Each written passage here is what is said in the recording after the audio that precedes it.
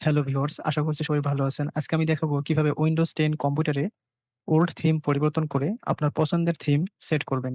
এজন্য আমাদেরকে ১ম এ ডেস্কটপে ফাঁকা জায়গাটি আছে, এখানে মাউসের রাইট বাটন ক্লিক করতে হবে। এরপরে পার্সোনালাইজ এখানে ক্লিক করতে হবে। ওকে, আমাদের যে সেটিংসটি সেটা ওপেন হয়ে গেছে। এখানে থিম অপশনে ক্লিক করলে আমাদের এখানে বেশ কয়েকটি ডিফল্ট থিম দেখতে পারবো।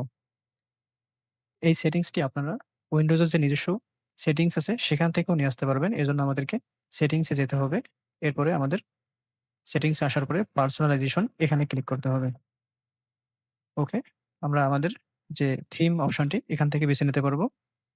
এখন আমাদের এখানে যে থিম গুলো আছে এগুলো আমরা সিলেক্ট করতে পারবো। তাহলে আমাদের যে থিমটি আছে সেটি পরিবর্তন হয়ে যাবে। এখানে বেশ কয়েকটি থিম ডিফল্ট ভাবে দেওয়া আছে। আমরা যদি আরো অনেক থিম দেখতে চাই বা কোনো থিম পছন্দ করতে চাই, মাইক্রোসফট স্টোর থেকে সবগুলো দেখতে পারবো।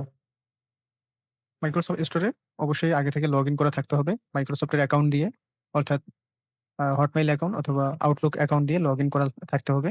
তাহলে আমাদের এখানে থিমগুলো দেখা যাবে। এখানে বেশ কিছু ট্রেন্ডিং থিমস দেওয়া আছে।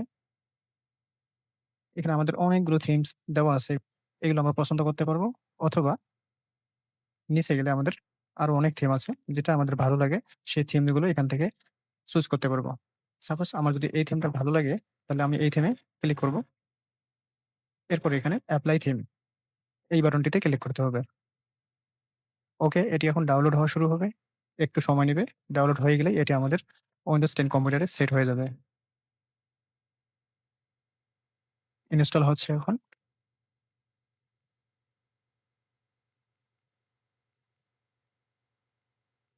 ওকে, আমাদের ডাউনলোড প্রসেস শুরু হয়ে গেছে। এখানে ডাউনলোড হওয়ার পরে আপনি ইনস্টল হয়ে যাবে। ওকে, এখন ইনস্টল হচ্ছে। অলমোস্ট ওকে, এখানে আমাদের নোটিস চলে আসে।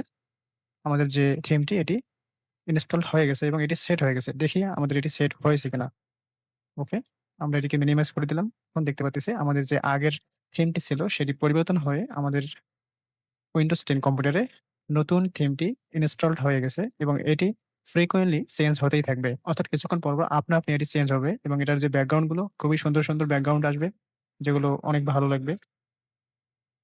তো এভাবে আপনারা আপনাদের পিসিতে থিম পরিবর্তন করতে পারবেন এবং পছন্দের থিম সেট করতে পারবেন। মাইক্রোসফট স্টোরে যাওয়ার পরে যদি অ্যাকাউন্টে লগইন করতে সমস্যা হয়ে থাকে, তাহলে অবশ্যই জানাবেন।